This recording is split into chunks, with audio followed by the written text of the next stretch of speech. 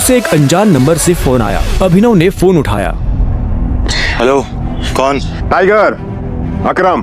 हाँ कहिए। मुझे तुम्हें किसी से मिलवाना है, वो भी हमारे माफिया वर्ल्ड का एक बहुत बड़ा नाम है, और साथ ही साथ तुम्हारे पापा और मेरा जिगरी यार भी, बलराज। मैं चाहता हूं कि बलराज को पता चल जाए कि हमारा टाइगर वापस लौट आया है, इसलिए शाम को साथ में डिनर करेंगे होटल सफायर में। एड्रेस तुम्हें भेज रहा हूं, ठीक है? सी या, बाय। अकरम के मुंह से बलराज का नाम सुनते ही अभिनव के बदन में झुरझुरी सी दौड़ गई थी। उसने बलराज का नाम पहले भी सुना था। इस शहर में बलराज का नाम बच्चा बच्चा जानता था और हर बड़ा आदमी उसके नाम से थर थर कांपता था। ऐसे में अभिनव को भी उससे मिलने में घबराहट हो रही थी। जिस बलराज से वो घबरा रहा था, असल में वो उसी का बॉस होने वाला था। क्या आपको सच में लगता है मुझे बलराज जी से मिलना चाहिए? वो अभी तक बलराज के नाम से कांप रहा था। अकरम भी उसकी घबराहट समझ गया था। बलराज जी, सिर्फ बलराज कहो, तुम टाइगर हो यार, और जंगल में सारे जानवर टाइगर के नाम के आगे जी लगाते हैं, लेकिन टाइगर कभी किसी जानवर के नाम के आगे जी नहीं लगाता। चलो शाम को मिलते हैं, बाय। अकरम के मुंह से ये बात सुनते ही अभिनव का कॉन्फिडेंस बढ़ गया था। वो अब उस टाइगर जैसा महसूस कर रहा था जो जू से निकलकर जंगल में आ गया हो। अभिनव अपने पुराने ऑफिस से निकलने के बाद अपने घर आ गया था। वो इतने आराम से अपने बिस्तर पर आखिरी बार कब लेटा था उसे याद ही नहीं था। वो बड़ी एक्साइटमेंट के साथ कमरे के दरवाजे की तरफ देख रहा था। Pizza delivery.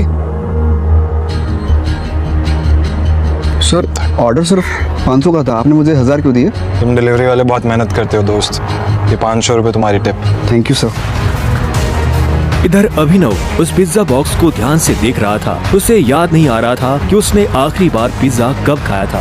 वैभवी और अपने लिए घर लेने के चक्कर में उसने अपनी कितनी इच्छाओं को मारा था, इसका एहसास उसे आज हो रहा था। लेकिन अब वो रुकने वाला नहीं था। शाम को अभिनव होटल सैफायर जाने के लिए तैयार होने लगा था। उसने ग्रे कलर की शर्ट और ब्लैक कलर की पैंट पहनी थी। अभिनव के पास पहनने के लिए इससे अच्छा और कुछ नहीं था। जैसे उसने होटल को बाहर से देखा तो देखता ही रह गया। उसने आज तक इतने बड़े होटल को इतने पास से नहीं देखा था। रुको,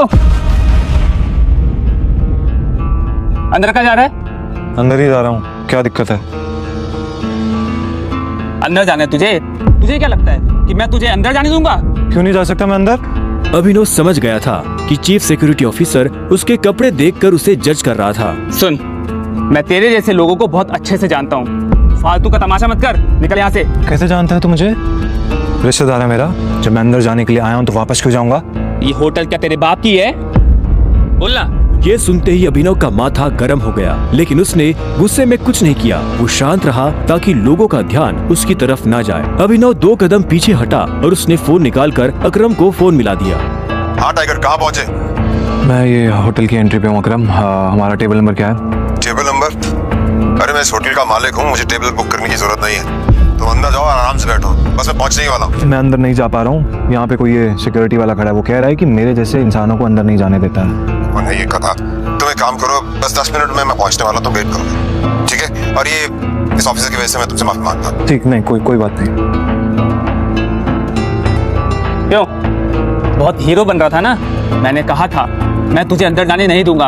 अगर प्रधानमंत्री को भी कॉल करेगा ना तब भी नहीं, समझा? चल निकल यहाँ से। अरे वो देखो, तुम्हारा निठल्ला एक्स। आजा मजे लेते इसके।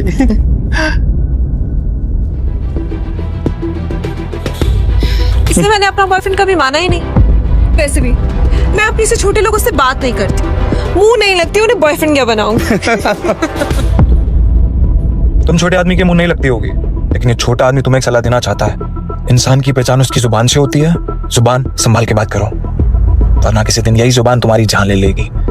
वाह, क्या बात कही है। ताली बजाओ। Very nice. तो फिर तुमसे तुम्हारे पैर क्यों नहीं संभाले गए? यहाँ कैसे चले आए? पिए हुए हो क्या? अकरम ने बुलाया मुझे यहाँ पे। अच्छा, अरे हाँ याद आया, अकरम सर ने उस दिन कहा था तू उनके किसी ड्राइवर का बेटा है, तो यहाँ अपने बाप की जगह ड्राइवर की नौकरी मांगने आया क्या? सही है, लेकिन वो रखेंगे नहीं, तेरे जैसे गरीब को वो ड्राइवर भी नहीं रखेंगे। आए हो मतलब तुम्हें बुलाया नहीं गया? वो उठा के चले आए।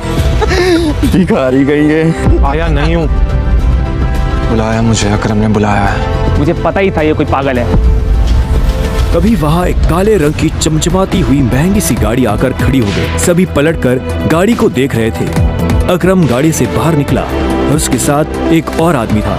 वो देखने में लंबा चौड़ा और मजबूत था। वो और कोई नहीं बल्कि बलराज था। वो एक बहुत ही फेमस कपड़ों की कंपनी का मालिक था और साथ ही द माफिया किंग का एक मजबूत पिलर। उसे देख अभिनव की आंखें खुली की खुली रह गई। उसने बलराज के बारे में सुना था।